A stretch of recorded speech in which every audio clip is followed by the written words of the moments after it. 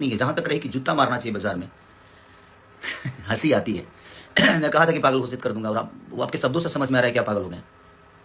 हमें बताने की जरूरत नहीं है। हम जिस पत्नी के साथ शादी करके लाए ना, उसके साथ पूरे दुनिया के सम्मान के साथ रहते हैं। ठीक है, आप लोग भी अपना सम्मान दिखाइए और आपने कितना दिखाया है और कितने आप भगवान राम के विचारधारा पे और उनके कैरेक्टर पे आप चलते हैं और मैं चलता हूं, ये पूरी दुनिया को पता है। तो दुनिया को बेवकूफ बनाना आप लोग बंद करिए। आप बेहतर हो सकते हैं। कहते हैं कि ये आदमी खाली गाना गाकर और भोजपुरी को बर्बाद कर, सिर्फ मैंने हम ही खाली दोषी बनी। और जो तारा पटिया में जब वो गनवा गावत तो करे खरी तो कुछ ना कहब तू भाई का है उ ना गावेले तो कह जे वो फिल्में करस तू कर वो करस। बाकी 4 जना बड़ा बचा लो भोजपुरी के, मैंने बर्बाद करके ठीक रहा हमारे पर फुटता है। तू लोग करके स्वर्ग बना दे बड़ा। कम से कम लोग कहले ना कि देवा के चारों तरफ अंजोर रहेला ओकरा चाहिए तनहार रहेला। अपना मन में शाम सुनर लोग कह की फुटना, मैंने अपनी तारीफ करना है करिए, आपको कोई बना नहीं कर रहा है, बट आप किसी को जलील मत करिए।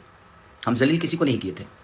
चुनाव का माहौल था, हम जहां तक बोले थे कि भाई हॉस्पिटल जरूरी है, मंदिर जरूरी है, शिक्षा जरूरी है, जरूरी सब है, तो आप मंदिर पे बात करते हैं, बट आप शिक्षा पे कब बात करेंगे? आप बोल रहे हैं कि हमने बोला था सब कि भाई मंदिर में पढ़ के हम विद्वान तो नहीं होती, हम मास्टर तो बन नहीं जाएंगे। वो सही बात है, मंदिर में इंसान मास्टर नहीं बनता है, मंदिर में इंसान भक्त बन सकता है, भगवान से जुड़ सकता है, वो आस्था के विषय है। लेकिन स्कूल में इंसान हमारे गाना सुन के मास्टर बन जी ना, वो इंजॉय है, ओकरा से इंजॉय कर जा सकता है, हमारा फिल्म से सिनेमा से इंजॉय कर जा सकता, संगीत से इंजॉय कर जा सकता, हर चीज के अलग विधा बा। रिश्ता के अलग होला, केहू बाप होला तो केहू बेटा होला, केहू बेटा होला वो केहू बाप होला, तो हर चीज की वो चीज बनावल गई बना। और जहां तक रही सवाल भाई, आजकल तो कुछ लोग संविधान को मानते हैं।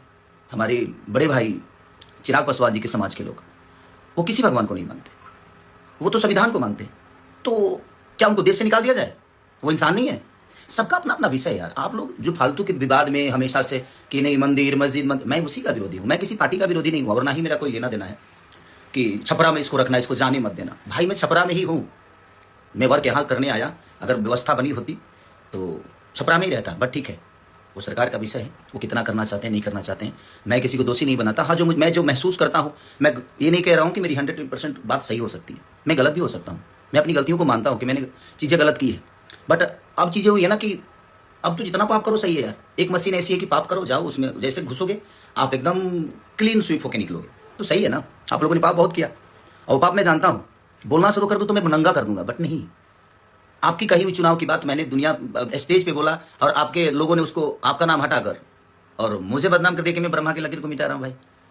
तो डर तो ये भी लगता है कि कब किस बात को गलत साबित करने में आपके लोग लग जाएंगे, आपकी संस्था लग जाएगी, उसका कोई गारंटी नहीं। और अगर मेरे ऊपर कुछ भी होता है तो उसका जिम्मेदार आप ही लोग होते हैं, क्योंकि भाई आप तो सरकार में हो ना, तो आप तो कुछ भी करा सकते हो मेरे साथ। बट कोई बात नहीं, मुझे भी यहाँ नहीं रहना है।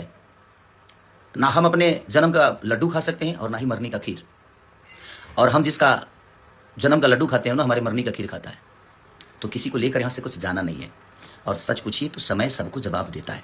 हमें आपको इस पूरी दुनिया को, चाहे वो बहुत बड़े से बड़े नेता हो, बड़े से बड़े अभिनेता हो, सबका हश्र एक दिन समझ में दुनिया का अंत देखिए। जिसका शुरुआत खराब होना उसका अंत सही होता है, और शुरुआत सही होना उसका अंत बहुत बुरा होता है।